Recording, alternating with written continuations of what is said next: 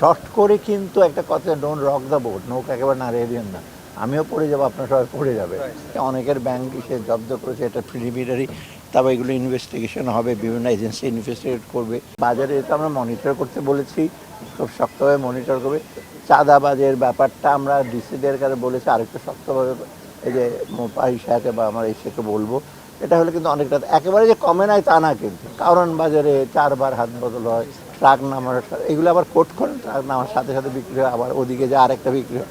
তো এইগুলো আমরা আইডেন্টিফাই করা হয়েছে, ওদের সাথে কথাবার্তা, শ্রমিকদের মালিকদের সাথে কথাবার্তা হচ্ছে, বলছে।